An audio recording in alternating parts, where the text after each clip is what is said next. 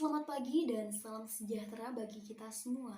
Perkenalkan, nama saya Agustina Pandani dengan NIM 200100213 dari kelas A. Pada kesempatan kali ini, saya akan menyampaikan pemaparan materi terkait komunikasi interpersonal. Namun, sebelumnya saya ingin mengucapkan terima kasih kepada Ibu Eni Rohyati, MPC Psikolog, selaku dosen pengampu pada mata kuliah Psikologi Komunikasi dan Sosial Media yang telah mengizinkan saya untuk menyampaikan pemaparan materi pada hari ini. Baik, kita langsung mulai saja ke pembahasan yang pertama, yaitu terkait pengertian dari komunikasi interpersonal. Nah, jadi apa sih yang dimaksud dengan komunikasi interpersonal itu? Nah, komunikasi interpersonal ini, teman-teman, merupakan komunikasi antar pribadi. Kemudian komunikasi interpersonal ini juga merupakan suatu aktivitas timbal balik antara pengirim dan penerima pesan. Nah, kalau menurut Mulyana dalam penelitiannya pada tahun 2005, komunikasi interpersonal ini dapat dilakukan secara tatap muka.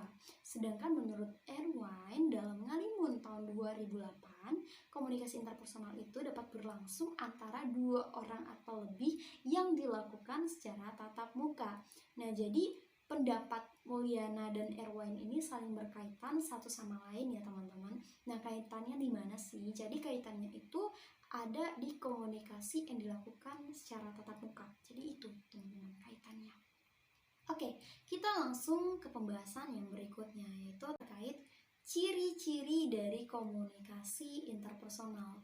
Nah, komunikasi interpersonal ini ciri-ciri yang pertama yaitu melibatkan komunikasi verbal dan non-verbal. Komunikasi verbal itu seperti apa sih? Seperti yang kita ketahui bahwa komunikasi verbal itu adalah komunikasi yang kita katakan, sedangkan non-verbal itu apa yang kita lakukan atau melalui tindakan. Jadi komunikasi interpersonal ini melibatkan perkataan dan tindakan gitu teman-teman.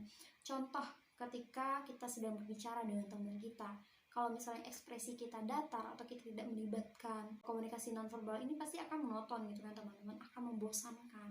Nah, jadi kalau komunikasi interpersonal yang baik itu dilakukan secara komunikasi verbal dan nonverbal. Nah, kemudian yang kedua, komunikasi interpersonal itu dapat dilakukan secara spontan. Spontan ini secara langsung gitu, secara sadar ataupun tidak sadar atau kombinasi dari kedua-duanya gitu teman-teman. Kemudian ciri-ciri yang berikutnya yaitu persuasi. Nah, persuasi ini maksudnya gimana sih? Jadi ketika kita dapat memberi inspirasi atau dapat saling memberi semangat, kemudian dorongan untuk mengubah pemikiran, perasaan, kemudian sikap yang sesuai dengan apa yang sedang kita bahas pada saat itu gitu kan. Nah, itu termasuk dalam persuasi teman-teman. Kemudian ciri-ciri yang berikutnya yaitu tidak statis tetapi berkembang. Ini maksudnya gimana sih? Nah, jadi komunikasi ini tuh tergantung dari tingkat hubungan pihak-pihak yang terlibat dalam komunikasi interpersonal. Jadi pesan yang dikomunikasikan dan cara pesan itu dikomunikasikan itu kaitannya teman-teman. Tidak statis lalu berkembang itu maksudnya. Nah, kemudian umpan balik pribadi, interaksi dan kohesi ini maksudnya gimana sih? Jadi komunikasi interpersonal merupakan komunikasi yang memungkinkan terjadinya timbal balik. Dalam komunikasi ini terjadi interaksi di antara pengirim dan penerima pesan, yang satu mempengaruhi yang lain. Pengaruh itu terjadi pada tataran kognitif, kemudian afektif, dan juga behavior. Nah, seperti yang kita ketahui bahwa kognitif itu berkaitan dengan pengetahuan, sedangkan afektif itu berkaitan dengan perasaan, dan behavior itu berkaitan dengan perilaku. Oke, yang selanjutnya yaitu tentang berpedoman pada aturan intrinsik. Nah, ini maksudnya gimana sih? Jadi peraturan intrinsik itu adalah peraturan yang dikembangkan oleh masyarakat untuk mengatur cara seseorang berkomunikasi gitu, harus berkomunikasi satu sama lain tuh ada aturannya gitu, berpedoman pada aturan intrinsik yang dibuat oleh masyarakat sekitar gitu. Contohnya tuh gini, ketika kita berkomunikasi dengan orang yang lebih tua atau orang yang lebih dewasa sama kita kan pasti mengutamakan tata krama, sopan santun gitu kan. Nggak mungkin kita berkomunikasi menggunakan bahasa sehari-hari dengan teman, itu nggak mungkin kan. Itu udah diatur dalam masyarakat gitu kan. Berkata orang tua kita mengajarkan, nah kalau komunikasi dengan orang yang lebih tua, alangkah lebih baiknya jika kamu berkata halus, berkata sopan gitu kan, dan sebagainya. Itu dia teman-teman. Oke, kita lanjut ke pembahasan berikutnya, yaitu terkait Tujuan komunikasi interpersonal. Menurut teman-teman, komunikasi interpersonal itu tujuannya untuk apa sih gitu? Ayo, ada yang tahu nggak? Nah, jadi kalau menurut DeVito dalam penelitian tahun 1997, beliau ini menjelaskan bahwa tujuan dari komunikasi interpersonal ini terdiri dari beberapa. Yang pertama yaitu mengenal diri sendiri dan orang lain. Ini maksudnya gimana? Jadi ketika kita berkomunikasi dengan orang lain atau dengan diri kita sendiri mungkin ya, kita jadi lebih tahu tentang diri kita jadi lebih tahu tentang orang lain. Contohnya gini teman-teman. Hai, nama kamu siapa? Nama aku Agustina Pandani. Nama kamu gitu kan, terus dijawab. Nah kita jadi tahu kan, kita jadi kenal. Oh ternyata nama dia ini, ternyata nama saya ini gitu. Nah tujuan yang kedua yaitu untuk mengetahui dunia luar. Jadi kenapa komunikasi itu penting? Ya ini teman-teman, kita jadi tahu bagaimana sih perkembangan di dunia luar itu. Contoh kan, bagaimana perkembangan kelitih di Jogja gitu kan, apakah sudah ada penangkapan atau tindak lanjut yang lebih serius gitu kan. Nah tujuan yang ketiga yaitu untuk menciptakan dan memelihara hubungan. Maksudnya hubungan seperti apa sih? Bisa jadi kayak hubungan persaudaraan, hubungan pertemanan. Jadi komunikasi itu penting banget. Contoh nih ya, dalam sebuah kos atau dalam sebuah rumah, ketika ada teman, kamu dan teman kamu gitu kan, cuma diam-diaman, apakah dapat menjalin hubungan yang baik gitu dengan diam-diaman? Enggak kan, pasti memerlukan yang namanya komunikasi.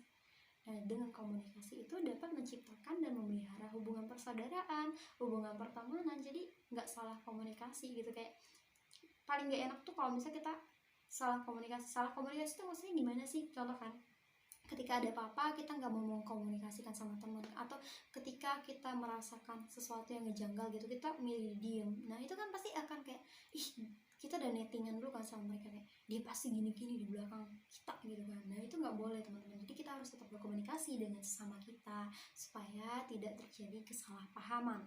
Nah tujuan yang berikutnya yaitu untuk mempengaruhi sikap dan perilaku. Mempengaruhi sikap dan perilaku ini maksudnya gimana sih? Jadi contohnya gini, ketika kita berkomunikasi dengan menggunakan bahasa yang kasar atau bahasa yang toksik, otomatis itu akan mempengaruhi sikap dan perilaku dari lawan bicara kita ataupun dari kitanya gitu kan. Bisa jadi mereka nggak nyaman sama kita, bisa jadi kitanya yang kayak gimana gitu. Teman-teman pasti tahu sendiri lah ya maksudnya gimana. Oke, lanjut ke tujuan yang berikutnya yaitu untuk bermain dan mencari hiburan serta untuk membantu. Nah, kenapa komunikasi penting? Komunikasi interpersonal itu penting. Yang penting ya teman-teman, untuk mencari hiburan atau untuk bermain dan untuk membantu. Maksudnya gimana?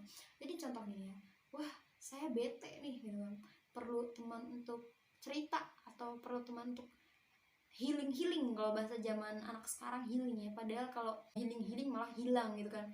Anak-anak zaman sekarang itu salah persepsi tentang healing gitu. Jadi ketika kita memerlukan bantuan di teman-teman kita kan harus mengkomunikasikan itu sama teman-teman kita. Contoh, tolong dong ajarin aku tentang materi komunikasi interpersonal katanya gitu kan, soalnya aku belum paham. Nah itu termasuk untuk membantu loh teman-teman itu, ataupun dibantu, jadi saling berkaitan. Oke, kita lanjut ke pembahasan berikutnya yaitu terkait jenis-jenis dalam komunikasi interpersonal. Jadi menurut Effendi dalam tahun 2003, dalam penelitian tahun 2003 pada halaman 62, beliau menjelaskan bahwa komunikasi interpersonal itu terbagi menjadi dua jenis teman-teman. Yang pertama yaitu komunikasi diadik atau diadik communication. Nah apa sih yang dimaksud dengan komunikasi diadik ini? Jadi komunikasi diadik adalah komunikasi interpersonal yang berlangsung antara dua orang. Yakini yang seorang adalah komunikator yang menyampaikan pesan dan seorang lagi komunikan yang menerima pesan. Karena perilaku komunikasinya dua orang, maka dialog yang terjadi berlangsung intens. Nah, contohnya gimana sih? Jadi contohnya ini ketika ada suami istri sedang berkomunikasi, ataupun ketika dua orang sahabat dekat sedang berkomunikasi, atau bisa juga nih kayak guru les privat seorang murid gitu kan. Nah, guru ini sama si murid ini lagi berkomunikasi. Nah, itu juga termasuk dalam komunikasi diadik. Pokoknya komunikasi yang dilakukan secara dua orang itu atau dua arah itu termasuk diadik teman-teman. Nah kemudian jenis yang kedua yaitu komunikasi triadik. Komunikasi triadik ini apa sih? Jadi komunikasi triadik ini terdiri dari 3 orang, namanya juga tri. Tri dalam bahasa Inggris 3. Jadi triadic communication terjadi antara 3 orang, di mana seorang komunikator dan 2 orang itu sebagai komunikan gitu kan. Nah, apabila dibandingkan dengan komunikasi diadik, maka komunikasi diadik itu jauh lebih efektif karena komunikasi itu memusatkan perhatiannya pada seorang komunikan. Kalau yang diadik itu ya teman-teman, jadi lebih fokus antara 2 orang. Nah, lanjut, kita akan membahas tentang karakteristik dari komunikasi interpersonal. Oke.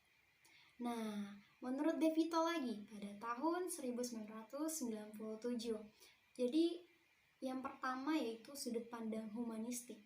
Nah, sudut pandang ini menekankan pada keterbukaan, empati, sikap mendukung, dan kualitas. Kualitas yang menciptakan interaksi ya, yang bermakna gitu.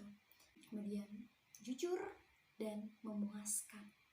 Pandangan ini dimulai dengan pandangan umum yang menurut para filsuf dan humanitis menentukan terciptanya hubungan antar manusia yang superior. Nah, yang superior ini contohnya gimana sih? Jadi contohnya tuh kayak kejujuran, keterbukaan, dan sikap positif ini termasuk dari sudut pandang humanistik, teman-teman. Jadi ketika teman-teman berkomunikasi dengan teman yang lain gitu kan, terus temannya jadi jujur, terbuka gitu kan, ataupun menimbulkan sikap yang positif gitu kan. Nah, itu termasuk dalam sudut pandang humanistik, teman-teman. Oke, kita lanjut ke karakteristik berikutnya, yaitu sudut pandang pragmatis. Nah, ini maksudnya gimana sih? Jadi sudut pandang ini menekankan pada manajemen dan kesegaran interaksi. Secara umum, kualitas-kualitas yang menentukan pencapaian tujuan yang spesifik. Pandangan ini berawal dari keterampilan spesifik. Contohnya apa sih? Nah, contohnya yaitu kepercayaan diri, kemudian kebersatuan, manajemen interaksi, pemantauan diri, daya ekspresi, orientasi kepada orang lain. Nah, ini termasuk dalam sudut pandang pragmatis ya. Kalau misalnya teman-teman percaya diri nih ketika berkomunikasi dengan orang lain, nah itu termasuk dalam sudut pandang pragmatis. Kayak, wih, gila, keren gitu kan. Dia percaya diri orangnya. Terus dia tuh manajemen interaksinya keren gitu kan. Dia bisa menggunakan komunikasi verbal dan komunikasi non-verbalnya secara baik gitu kan. Nah, kemudian sudut pandang yang berikutnya yaitu sudut pandang pergaulan sosial dan sudut pandang kesetaraan. Ini maksudnya gimana sih? Jadi sudut pandang ini itu didasarkan pada model ekonomi imbalan dan biaya.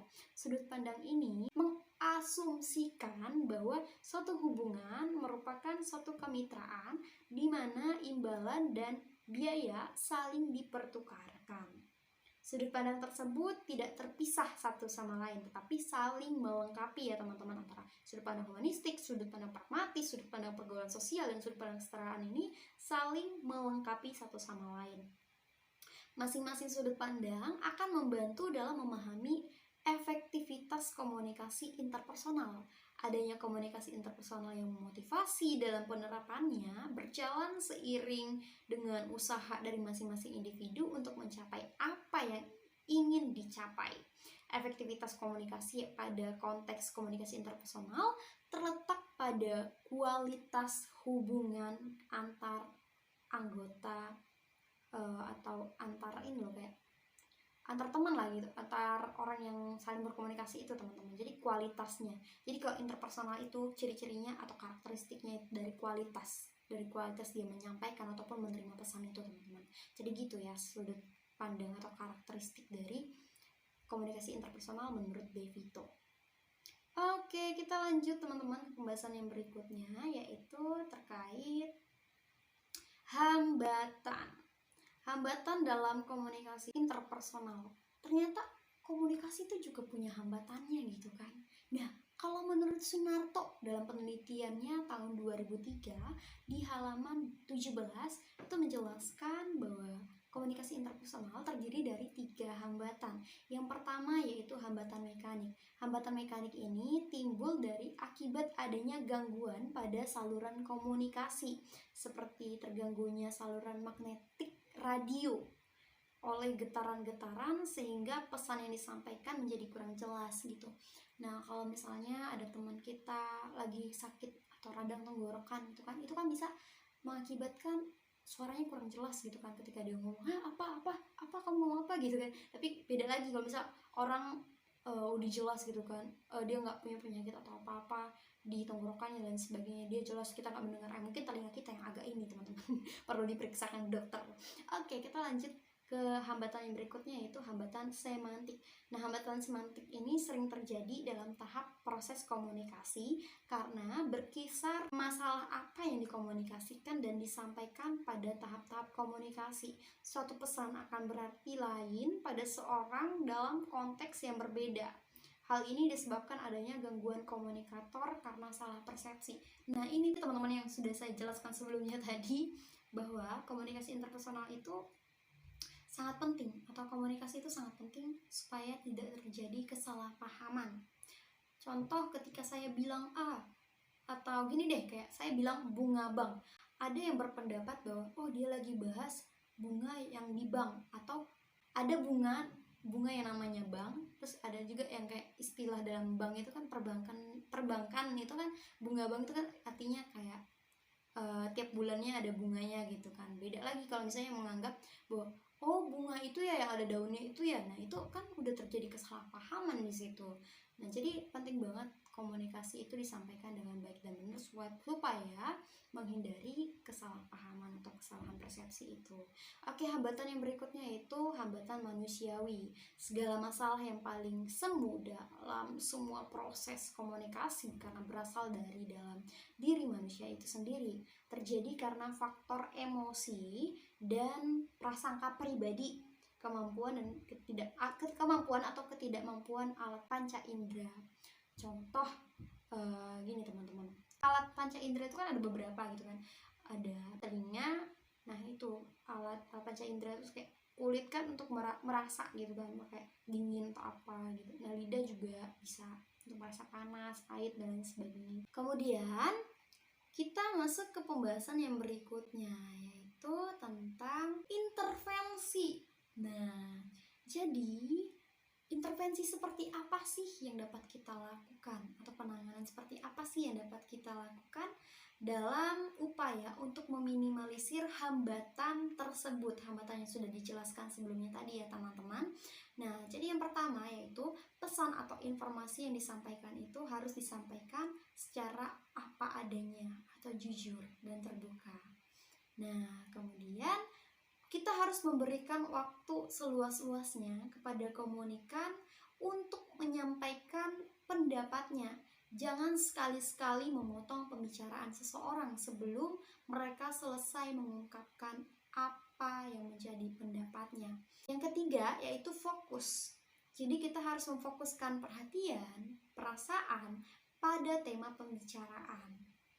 Hindari sikap acuh tak acuh gitu, seperti menyepelekan orang lain, terus menganggap rendah si komunikan dan lain sebagainya, itu nggak boleh.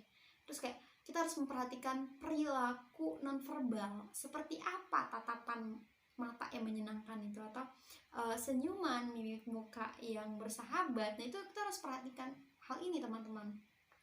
Kemudian yang terakhir yaitu kita harus menumbuhkan rasa saling percaya dan saling bergantung bahwa kita orang baik dan dia juga orang baik. Jadi kayak supaya komunikasi itu dapat diterima dengan baik, ya kita harus melakukan beberapa hal ini teman-teman. Kita harus memperhatikan ekspresinya, kita harus fokus, kita harus memberikan waktu si lawan bicara kita untuk mengungkapkan pendapatnya. Jangan terus-terusan kita yang ngomong gitu teman-teman, karena itu bisa jadi orang yang mendengarkan itu akan bosan. Nah, kemudian kita lanjut ke pembahasan yang berikutnya. Wah, ternyata kita udah nyampe di kesimpulan aja nih teman-teman. Oke, jadi kesimpulan yang pertama yaitu dalam berkomunikasi harus ada keterbukaan, kejujuran, kepercayaan, dan empati. Kemudian, komunikasi interpersonal itu dapat berlangsung antara dua orang atau lebih. Biasanya dilakukan secara tatap muka juga, teman-teman. Oke. Nah, ini daftar referensinya. Jadi, ingat ya teman-teman, dalam berkomunikasi itu harus ada keterbukaan, kejujuran, kepercayaan, dan empati. Sekian presentasi dari saya, mohon maaf apabila terdapat kesalahan, baik itu dari perkataan, bahkan perbuatan yang mungkin menyakiti hati saudara-saudari. Nah, sekian presentasi dari saya, terima kasih. Sampai jumpa di presentasi berikutnya.